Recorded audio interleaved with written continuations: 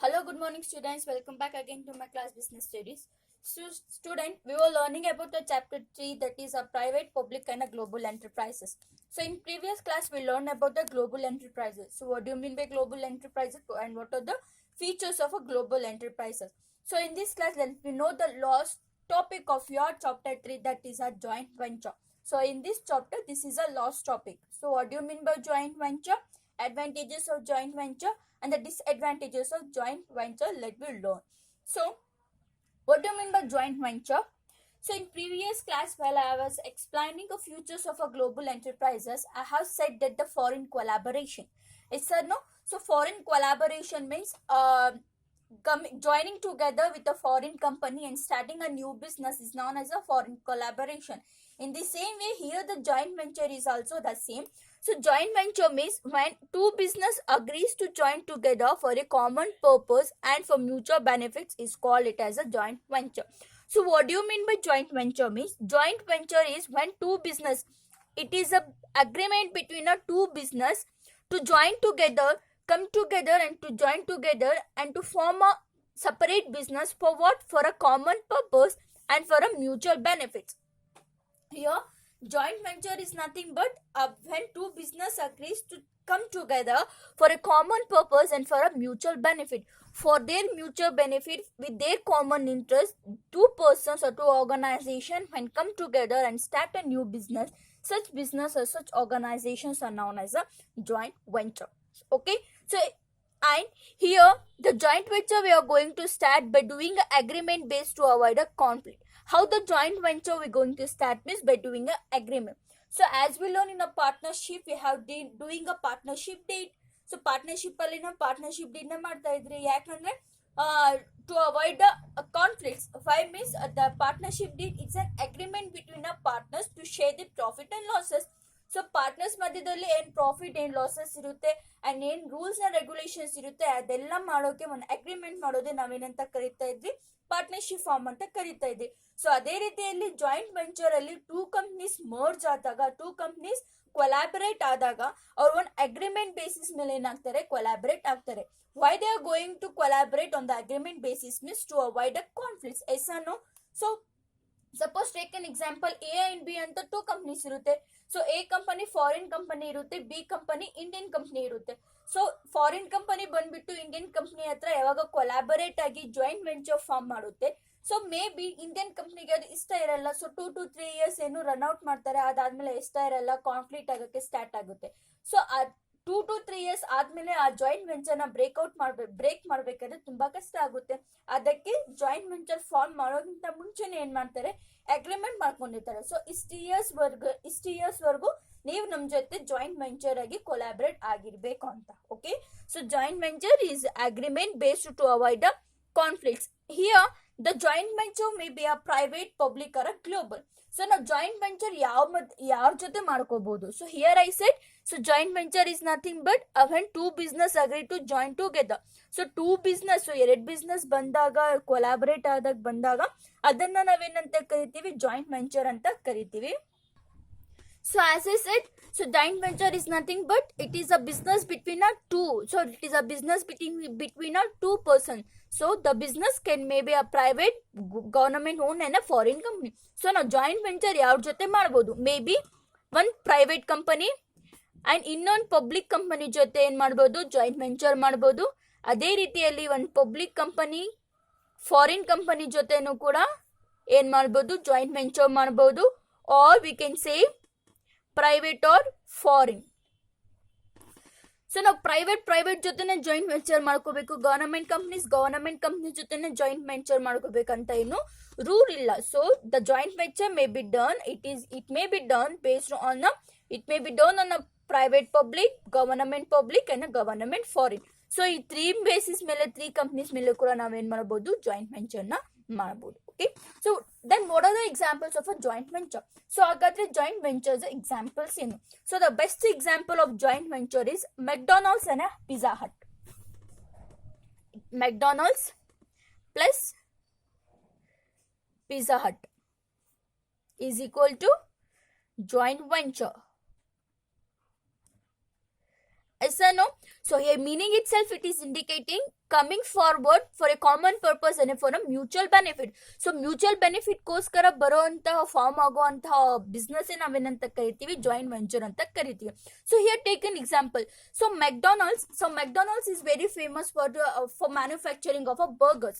So burgers ಗೆ McDonald's ತುಂಬಾ famous ಆಗಿದೆ. ಸೊ ಅದೇ ರೀತಿಯಲ್ಲಿ pizza hut is famous for pizzas. So burgers McDonald's ಅಲ್ಲಿ ಏನು ಪಿಜ್ಜಾ ಅಷ್ಟು ಚೆನ್ನಾಗಿರಲ್ಲ. McDonald's will not going to manufacture or will not going to produce a pizzas, but whereas a Pizza Hut will not going to manufacture burgers. So the McDonald's and Pizza Hut come together and they form a joint venture that they collaborate themselves and they form a joint venture.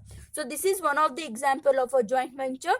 And another one is Hero plus Honda, that we call it as a Hero Honda. So it is also example of a joint venture.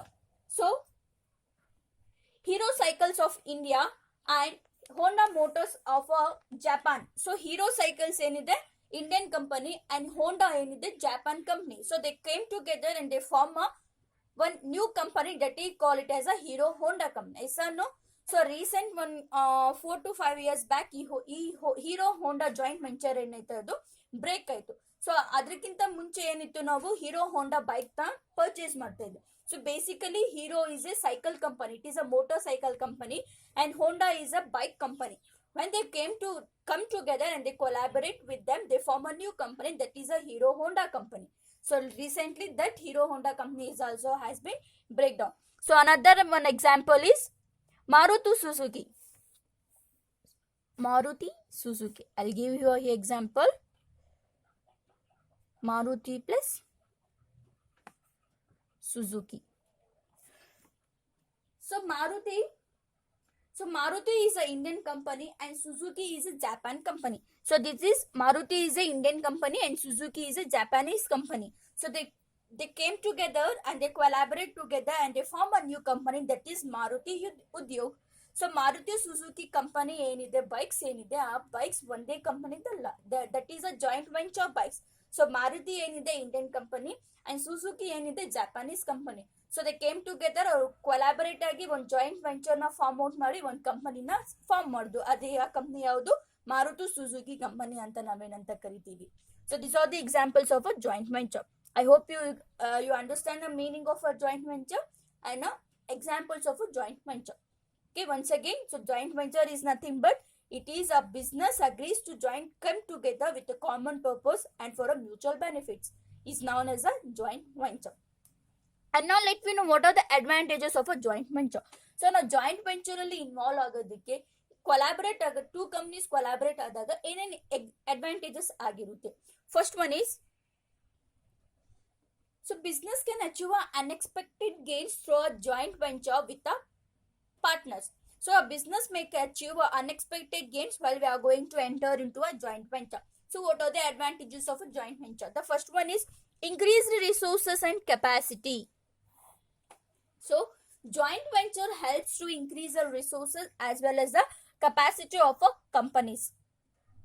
So teaming up with the another company, it helps to increase the efficiency of an organization. So increase the resources. So best example, let we understand with the example. I have given here the example of Hero Honda. Yes or no? So Hero Honda. So Hero and Honda are the separate two companies. So Hero has their own resources and Honda has their own resources. So Hero company hatrano ಏನಿದೆ ತನ್ನ ಅವ್ರದೇ ಆದಂತಹ ಒಂದು ಕೆಲವೊಂದು resources ಇದೆ. So ಅದೇ ರೀತಿಯಲ್ಲಿ ಹೋಂಡಾ ಕಂಪ್ನಿಯಲ್ಲೂ ಕೂಡ ತನ್ನದೇ ಆದಂತಹ ಒಂದು ರಿಸೋರ್ಸಸ್ ಇದೆ. ಸೊ ಯಾವಾಗ ಟೂ ಕಂಪ್ನೀಸ್ ಬಂದು ಕೊಲಾಬರೇಟ್ ಆಗ್ತಾರೆ, ಟೀಮ್ ಅಪ್ ಆಗ್ತಾರೆ, ಅವಾಗ ಏನಾಗುತ್ತೆ, ರಿಸೋರ್ಸಸ್ ಏನಾಗುತ್ತೆ, ಇನ್ಕ್ರೀಸ್ ಆಗುತ್ತೆ. ವಿ ಕ್ಯಾನ್ ಸೇ 1+1 = 11. ನಾವು ಹೇಳ್ತೀವಲ್ಲ 1 + 1 = 11 ಅಂತ ಹೇಳ್ತೀವಿ. ಸೊ ಯಾವಾಗ ಒಂದೇ single company individual company resources ಇರುತ್ತೆ ಅವಾಗ ಏನಾಗುತ್ತೆ, ರಿಸೋರ್ಸಸ್ ತುಂಬಾ ನಿಲ್ಲಾಗಿರುತ್ತೆ. ಸೊ ಯಾವಾಗ 1+1, ಸೊ ಒಂದ್ ಕಂಪ್ನಿ ಇನ್ನೊಂದು ಕಂಪ್ನಿ ಜೊತೆ ಮರ್ಜ್ ಆಗುತ್ತೆ ಅವಾಗ ಏನಾಗುತ್ತೆ, ರಿಸೋರ್ಸಸ್ ಏನಾಗುತ್ತೆ, ಇನ್ಕ್ರೀಸ್ ಆಗುತ್ತೆ. ಸೊ ಟೂ ಕಂಪ್ನೀಸ್ ರಿಸೋರ್ಸಸ್ ಕೂಡ ಏನ್ ಮಾಡ್ಬೋದು, ನಾವು ಒಂದೇ ಕಂಪ್ನಿಯಲ್ಲಿ ಯುಟಿಲೈಸ್ ಮಾಡ್ಕೋಬಹುದು. ಸೊ ಅದೇ ರೀತಿಯಲ್ಲಿ the capacity and the efficiency of the business will going to improve while if we do a joint venture with another company, it helps to increase the resources of the organization and it also it improves the efficiency of the organization. So one company, so hero company ಎಷ್ಟು cycles ನ manufacture ಮಾಡ್ತಾ ಇತ್ತು. So but ಯಾವಾಗ ಹೋಂಡಾ ಜೊತೆ joint venture ಮಾಡ್ಕೊಂಡ್ರು, hero ಹೋಂಡಾ combine ಆದಾಗ so bicycles manufacture ಮಾಡಿದ್ರು, ಅದೇ ರೀತಿಯಲ್ಲಿ ಮೋಟಾರ್ ಬೈಕ್ಸ್ ಕೂಡ ಏನ್ ಮಾಡಿದ್ರು, ಮ್ಯಾನುಫ್ಯಾಕ್ಚರ್ ಮಾಡಿದ್ರು. ಅವಾಗ ಏನಾಯ್ತು, ಕೆಪಾಸಿಟಿ ಅಂಡ್ ಎಫಿಷಿಯನ್ಸಿ ಏನಾಯ್ತು, ಇನ್ಕ್ರೀಸ್ ಆಯ್ತು. ಎಸ್ಸನ್ನು so by entering in to a joint venture, it helps to increase the resources as well as it helps to increase the efficiency of the organization. So it is one of the main advantage of a joint venture. And the next one is access to a new market. Exactly, it going to give access to a new market. So suppose taken it is a Indian market and it is a USA market. So Indian market ಅಲ್ಲಿ ನಾವು product ನ manufacture ಮಾಡಿ sale ಮಾಡ್ತೀವಿ. ಅದೇ ರೀತಿಯಲ್ಲಿ US ಅಲ್ಲೂ ಕೂಡ ನಾವು ಪ್ರಾಡಕ್ಟ್ಸ್ ನ ಮ್ಯಾನುಫ್ಯಾಕ್ಚರ್ ಮಾಡಿ ಏನ್ ಮಾಡ್ತೀವಿ, ಸೇಲ್ ಔಟ್ ಮಾಡ್ತೀವಿ. ಸೊ ಇಂಡಿಯನ್ ಕಂಪ್ನಿ ಏನಿದೆ, ಯಾವಾಗ US ಜೊತೆ ಕೊಲಾಬರೇಟ್ ಆಗುತ್ತೆ, ಟೀಮ್ ಅಪ್ ಆಗುತ್ತೆ, ಒಂದು ಜಾಯಿಂಟ್ ವೆಂಚರ್ ನ ಫಾರ್ಮ್ ಮಾಡುತ್ತೆ, ಅವಾಗ ನ್ಯೂ ಮಾರ್ಕೆಟ್ ನ ನಾವೇನ್ ಮಾಡ್ಬೋದು, ಅಸೆಸ್ ಮಾಡ್ಬೋದು. New market is nothing but international market. So by entering in to a joint venture, by teaming up with another foreign company, we are easily going to enter in to a international market. So ನಾವು ಈಸಿಯಾಗಿ ಏನ್ ಮಾಡ್ಬೋದು, international market ಅಲ್ಲಿ join ಆಗ್ಬೋದು, assess ಮಾಡ್ಬೋದು. ಅದೊಂದು main advantage ಆಗಿರುತ್ತೆ joint venture. Suppose take an example, so Indian market ಅಲ್ಲಿ ನಾವೇನೋ take an example of Hero ಹೊಂಡಾನೆ. So hero cycles ಏನು ಇಂಡಿಯಾದಲ್ಲಿ ಮ್ಯಾನುಫ್ಯಾಕ್ಚರ್ ಮಾಡ್ತಾರೆ, but most of the time ಆ ಹೀರೋ ಸೈಕಲ್ಸ್ ಏನಿದೆ ಇಂಡಿಯಾದಲ್ಲಿ ಸೇಲ್ ಔಟ್ ಆಗ್ತಾ ಇರಲ್ಲ. ಬಟ್ ಯಾವಾಗ ಇಂಡಿಯಾದಲ್ಲಿ ಸೇಲ್ ಆಗಲ್ಲ, ಸೊ ನಾವು ಹೋಂಡಾ ಜೊತೆ ಯಾವಾಗ ಒಂದು ಕಾಂಬಿನೇಷನ್ ಜಾಯಿಂಟ್ ವೆಂಚರ್ ಮಾಡ್ಕೊಂಡಿರ್ತೀವಿ, ಸೊ ಇಂಡಿಯಾದಲ್ಲಿ ಏನ್ ಸೈಕಲ್ ಸೇಲ್ ಆಗಲ್ಲ, ಅದು ನಾವೇನ್ ಮಾಡ್ತೀವಿ, ಬೇರೆ ಫಾರಿನ್ ಕಂಟ್ರೀಸ್ ತಗೊಂಡು ಹೋಗ್ಬಿಟ್ಟು ಹೋಂಡಾ ಸೈಕಲ್ಸ್ ಅಂತ ಏನ್ ಮಾಡ್ತೀವಿ, ನಾವು ಸೇಲ್ ಔಟ್ ಮಾಡ್ತೀವಿ. ಸೊ ಯಾವ ಪ್ರಾಡಕ್ಟ್ಸ್ ಲೋಕಲ್ ಮಾರ್ಕೆಟ್ ಅಲ್ಲಿ ಸೇಲ್ ಔಟ್ ಆಗಲ್ಲ, ಆ ಪ್ರಾಡಕ್ಟ್ಸ್ ನಾವೇನ್ ಮಾಡ್ತೀವಿ, ಇಂಟರ್ನ್ಯಾಷನಲ್ ಮಾರ್ಕೆಟ್ ಅಲ್ಲಿ ಏನ್ ಮಾಡ್ತೀವಿ, ಸೇಲ್ಸ್ ಮಾಡ್ತೀವಿ. So it is one of a main advantage of a joint venture. Okay, so joint venture help us to easily access to a international market. So ನಾವು ಈಸಿಯಾಗಿ ಇಂಟರ್ನ್ಯಾಷನಲ್ ಮಾರ್ಕೆಟ್ ಅಲ್ಲಿ enter ಆಗ್ಬೋದು. ಅದು ಬಂದ ಮೇನ್ ಅಡ್ವಾಂಟೇಜ್ ಆಗಿರುತ್ತೆ joint venture. And the third one is access to a technology. Obviously, access to a technology. So why we are going to, the main reason why we are going to enter into a joint venture is due to a technology, access to a technology. So as I said, developing nations and a developed nations. So most of the time the developed nations will came to a developing nation and they assess the technology and they do a innovation. Yes or no? So ಏನ್ developed countries ಇರುತ್ತೆ, so developed Nations ಅಲ್ಲಿ ಏನೇನ್ technologies ಇರುತ್ತೆ, ಆ technologies developing ಕಂಟ್ರೀಸ್ಗೆ ತಗೊಂಡ್ಬಂದು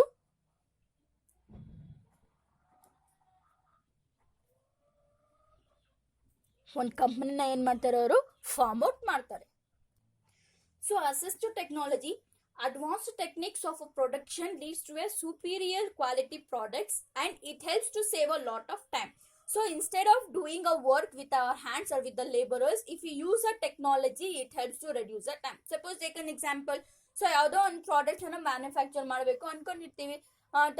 suppose take a cotton cloth. So ನಾವು cotton cloth manufacture ಮಾಡ್ಬೇಕಂದ್ರೆ ಬರೀ ಹ್ಯಾಂಡ್ಸ್ ಇಂದ ಮ್ಯಾನುಫ್ಯಾಕ್ಚರ್ ಮಾಡ್ಬೇಕಂದ್ರೆ ಕಾಟನ್ ಕ್ಲಾತ್ಸ್ ಏನಿರುತ್ತೆ 50 to 60 ಎಂಪ್ಲಾಯೀಸ್ ಬೇಕಾಗಿರುತ್ತೆ. ಸೊ ಅದೇ ರೀತಿಯಲ್ಲಿ 50 to 60 ಎಂಪ್ಲಾಯೀಸ್ ನಾವು ಅಪಾಯಿಂಟ್ ಮಾಡಬೇಕು, ಅವ್ರಿಗೆ ವೇಜಸ್ ಕೊಡಬೇಕು, ಅದೇ ರೀತಿಯಲ್ಲಿ ಅವ್ರಿಗೆ ಎಕ್ಸ್ಟ್ರಾ ಎಕ್ಸ್ಪೆನ್ಸಸ್ ಕೊಡ್ಬೇಕಂದ್ರೆ ಕಾಸ್ಟ್ ಆಫ್ ಎಕ್ಸ್ಪೆನ್ಸಸ್ ಏನಿರುತ್ತೆ, ಕಾಸ್ಟ್ ಆಫ್ ಪ್ರೊಡಕ್ಷನ್ ಏನಿರುತ್ತೆ ಜಾಸ್ತಿ ಇರುತ್ತೆ. But instead of using a labour, so labour use ಮಾಡ್ದಿರ ನಾವು ಯಾವಾಗ ಟೆಕ್ನಾಲಜಿ ಯೂಸ್ ಮಾಡ್ಕೊಂಡು ಅದೇ ಕಾಟನ್ ಕ್ಲಾತ್ ನಮ್ಮ ಪ್ರೊಡ್ಯೂಸ್ ಮಾಡ್ತೀವಿ, ಅವಾಗ ಏನಾಗುತ್ತೆ, ಕಾಸ್ಟ್ ಆಫ್ ಪ್ರೊಡಕ್ಷನ್ ಏನಾಗುತ್ತೆ, nil ಆಗುತ್ತೆ. So while by doing a joint venture, it helps to reduce the cost of production and it also saves a lots of time, energy and investment. So technology also adds the efficiency and effectiveness which leads to the reduction of a cost. So ನಾವು ಯಾವಾಗ developing Nations ಬಂದ್ಬಿಟ್ಟು developed Nations ಅಲ್ಲಿ ಏನೇನು technology ಇರುತ್ತೆ ಆ ಟೆಕ್ನಾಲಜಿನ use ಮಾಡ್ಕೊಂಡು ಯಾವಾಗ developing Nations ಅಲ್ಲಿ ಪ್ರಾಡಕ್ಟ್ ನ ಮ್ಯಾನುಫ್ಯಾಕ್ಚರ್ ಮಾಡ್ತಾರೆ, ಅವಾಗ ಕಾಸ್ಟ್ ಆಫ್ ಪ್ರೊಡಕ್ಷನ್ ಕೂಡ ಏನಾಗುತ್ತೆ, ರೆಡ್ಯೂಸ್ ಆಗುತ್ತೆ. ಅದೇ ರೀತಿಯಲ್ಲಿ ಲಾಟ್ ಆಫ್ ಟೈಮ್ ಕೂಡ ನಾವೇನ್ ಮಾಡಬಹುದು, ಸೇವ್ ಮಾಡಬಹುದು. ಅದೊಂದು ಮೇನ್ ಅಡ್ವಾಂಟೇಜ್ ಆಗಿರುತ್ತೆ joint venture. And the next one is innovation. So innovation means the foreign companies have ideas and technology to develop a innovative product and to share. So ನಾವ್ ಯಾವಾಗ foreign Nations ಜೊತೆ collaborate ಆಗ್ತೀವಿ, so foreign nation ಜೊತೆ collaborate ಆಗೋದು ಬೇಡ, ಏನಾಗುತ್ತೆ Indian company ಇರುತ್ತೆ. Suppose take an example of Reliance. So Reliance telecommunication company ಏನಿದೆ ಅದು ತುಂಬಾ, the company is very good and it has a very huge profit and it has a very good will. So Indian Reliance company ಏನಿದೆ ಆ ಕಂಪನಿಗೆ foreign telecommunication company ಅವ್ರು ಏನ್ ಮಾಡ್ತಾರೆ, ಅವ್ರು ಬಂದು ಇಂಡಿಯನ್ ರಿಲಯನ್ಸ್ ಕಂಪ್ನಿ ಜೊತೆ ಏನ್ ಮಾಡ್ತಾರೆ, ಜಾಯಿಂಟ್ ವೆಂಚರ್ ನ ಮಾಡ್ಕೊಂತಾರೆ. Suppose take an example. So ಯಾವಾಗ ಜಾಯಿಂಟ್ ವೆಂಚರ್ ಮಾಡ್ಕೊಂತಾರೆ, ಸೊ ಇಂಡಿಯಾ ಅಲ್ಲಿ ಏನೇನ್ ಇನೋವೇಟಿವ್ ಪ್ರಾಡಕ್ಟ್ಸ್ ಇರುತ್ತೆ, ಏನೇನ್ ಐಡಿಯಾಸ್ ಇರುತ್ತೆ ಇಂಡಿಯನ್ ಕಂಪ್ನಿಯಲ್ಲಿ, ಸೊ ಆ ಐಡಿಯಾಸ್ ಎಲ್ಲ ಏನ್ ಮಾಡ್ಬೋದು, ಆ ಫಾರಿನ್ ಕಂಪ್ನಿ ಕೂಡ ಏನ್ ಮಾಡ್ಬೋದು, ಯೂಸ್ ಮಾಡ್ಕೋಬಹುದು. ಅದ್ರ ಮೇನ್ ಅಡ್ವಾಂಟೇಜ್ ಆಗಿರುತ್ತೆ joint venture. Okay, so the foreign companies have ideas and technology to develop innovative products and their services. So innovative product and services ನ ಡೆವಲಪ್ ಮಾಡಕ್ಕೆ ಏನೇನ್ ಐಡಿಯಾಸ್ ಇರುತ್ತೆ, ಆ ಐಡಿಯಾಸ್ ಒಂದ್ ಕಂಪ್ನಿ ಇದ್ರೆ ಸೊ ಇನ್ನೊಂದ್ ಕಂಪ್ನಿ ಕೂಡ ಅದನ್ನ ಏನ್ ಮಾಡಬಹುದು, ಶೇರ್ ಮಾಡ್ಕೋಬಹುದು. Not only the product but also a process. So production ಮಾಡುವಾಗ ಪ್ರಾಡಕ್ಟ್ಸ್ ಮಾತ್ರ ನಾವು ಇನೋವೇಷನ್ ಮಾಡಲ್ಲ, ಸೊ ಪ್ರೊಡಕ್ಷನ್ ಪ್ರೋಸೆಸ್ ಕೂಡ ನಾವೇನ್ ಮಾಡ್ತೀವಿ, ಇನೋವೇಷನ್ ಮಾಡಬಹುದು. So that is one of our main advantages of a joint venture. And the next one is low cost of production. So as I said, when we access to a technology, so ನಾವು ಟೆಕ್ನಾಲಜಿನ utilise ಮಾಡ್ಕೊಂಡು ಯಾವಾಗ production ನ ಮಾಡ್ತೀವಿ ಅವಾಗ cost of production ಏನಾಗುತ್ತೆ, ಕಮ್ಮಿ ಆಗುತ್ತೆ. So ನಾವ್ ಯಾವಾಗ ಟೆಕ್ನಾಲಜಿನ ಅಸೆಸ್ ಇಲ್ದಿರಾ, ಇಂಟರ್ನ್ಯಾಷನಲ್ ಮಾರ್ಕೆಟ್ಗೆ ಅಸೆಸ್ ಇಲ್ದಿರಾ ನಾವು ಯಾವಾಗ ಪ್ರಾಡಕ್ಟ್ ನ ಮ್ಯಾನುಫ್ಯಾಕ್ಚರ್ ಮಾಡ್ತೀವಿ ಅವಾಗ ಕಾಸ್ಟ್ ಆಫ್ ಪ್ರೊಡಕ್ಷನ್ ಏನಿರುತ್ತೆ, ಜಾಸ್ತಿ ಇರುತ್ತೆ. So by assessing to our technology, it helps to reduce the cost of production and we are going to use the maximum utilization of our resources. So ನಮ್ಮ ಹತ್ರ ಏನೇನ್ resources ಇರುತ್ತೆ ಆ resources ಏನ್ ಮಾಡ್ತೀವಿ, ನಾವು ಆಪ್ಟಿಮಮ್ ಆಗಿ ಯುಟಿಲೈಸ್ ಮಾಡ್ಕೊಂತೀವಿ. ಸೊ ವೇಸ್ಟೇಜ್ ಇಲ್ದಿರ ಯಾವಾಗ ನಾವು ಆಪ್ಟಿಮಮ್ ಯುಟಿಲೈಸೇಷನ್ ಆಫ್ ರಿಸೋರ್ಸಸ್ ಮಾಡ್ತೀವಿ ಅವಾಗ ಕಾಸ್ಟ್ ಆಫ್ ಪ್ರೊಡಕ್ಷನ್ ಏನಾಗುತ್ತೆ, ನಿಲ್ಲಾಗುತ್ತೆ. So by utilising optimum resources we may able to do a cost of production in a low. So joint venture helps to a low cost of production. And the last one is establish a brand name. Yes or no? So it helps to establish a brand name. So we can say brand name is goodwill.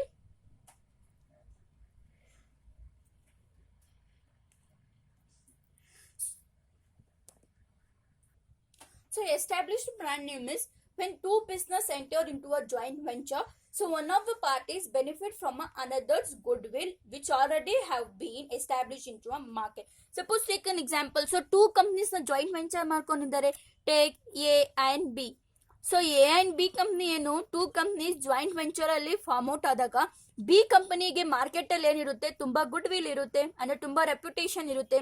So ಯಾವಾಗ A plus B, A and B ಸೇರ್ಕೊಂಡು A B limited ಆಗುತ್ತೆ, A B ಕಂಪನಿನ form ಮಾಡ್ತಾರೆ. So A company plus B company is equal to A B company. So A company B company ಸೇರ್ಕೊಂಡು A B company ಯಾವಾಗ ಆಗುತ್ತೆ, so B company goodwill reputation market ಅಲ್ಲಿ ಜಾಸ್ತಿ ಇದ್ದಾಗ, so ಅವಾಗ ಯಾವಾಗ ಎ ಕಂಪನಿ ಬಿ ಕಂಪನಿ ಜೊತೆ collaborate ಆಗುತ್ತೆ ಆಟೋಮೆಟಿಕಲಿ ಬಿ ಕಂಪನಿಗೂ ಕೂಡ ಗುಡ್ ವಿಲ್ ಏನಾಗುತ್ತೆ, ಇನ್ಕ್ರೀಸ್ ಆಗುತ್ತೆ, ಒಂದು ಬ್ರ್ಯಾಂಡ್ ನೇಮ್ ಏನಾಗುತ್ತೆ, ಎಸ್ಟಾಬ್ಲಿಷ್ ಆಗುತ್ತೆ. So that is one of the main advantage of a joint venture. So joint venture helps to establish a brand name of another company. So one company brand name ಇನ್ನೊಂದು ಕಂಪನಿಗೆ establish ಮಾಡಕ್ಕೆ easy ಆಗುತ್ತೆ. So these are the advantages of a joint venture. So let me know what are the disadvantages of a joint venture. So disadvantages of a joint venture, first one is great imbalance. So great imbalance means because here the different companies are working together. So ಇಲ್ಲಿ different companies work ಮಾಡೋದ್ರಿಂದ there may be a chances of a great imbalance and a negativeness. So two companies ಇಲ್ಲಿ different companies workout ಮಾಡ್ತಾ ಇರ್ತಾರೆ. Take an example. So as I gave, so McDonald's plus Pizza hut. So ನಾವು pizza hut and McDonald's ಏನ್ ಕೊಟ್ಟೆ, example ಕೊಟ್ಟೆ. So McDonald's ಅಲ್ಲಿ ಬರೀ burgers ಮಾತ್ರ ಏನ್ ಮಾಡ್ತಾರೆ, ಅವರು ಪ್ರೊಡ್ಯೂಸ್ ಮಾಡ್ತಾರೆ.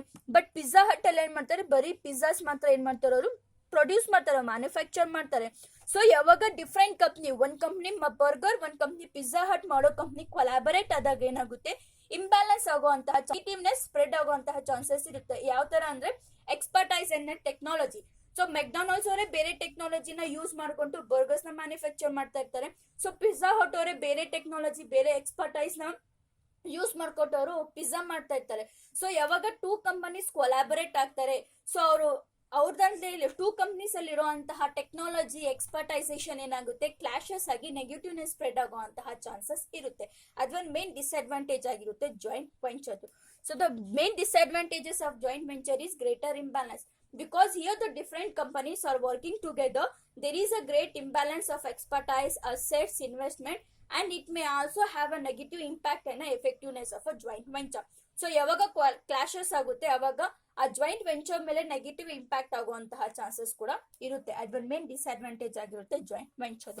And the second one in clashes of a culture. Obviously ಯಾವಾಗ ಟೂ ಕಲ್ಚರ್ಸ್ ಬಂದ್ಬಿಟ್ಟು ಒಂದೇ ಕಂಪ್ನಿನ ಫಾರ್ಮ್ ಔಟ್ ಮಾಡ್ತಾರೆ ಅವಾಗ ಕ್ಲಾಶಸ್ ಆಗೇ ಆಗುತ್ತೆ. ಎಸ್ ಅನ್ನೋ suppose Indian company, so Indian companies are very cultured companies.